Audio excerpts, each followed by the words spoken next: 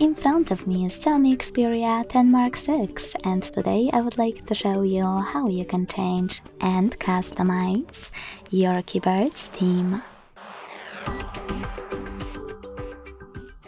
Begin by launching your keyboard and clicking on this icon of a color palette at the top of it.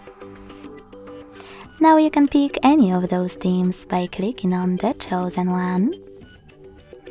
I will go with this one. Manage key borders thanks to this switcher, and then hit apply to save it. So when I do that, as you can see, theme of my keyboard has changed.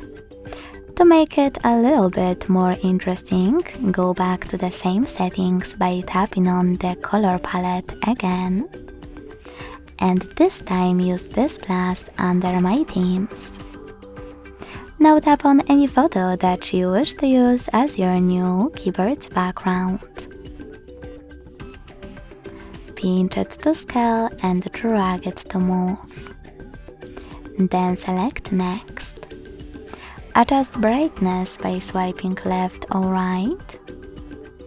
Hit done. Manage key borders and select apply. Thanks so much for watching. If you enjoyed this video, don't forget to leave a like, comment and subscribe. Bye!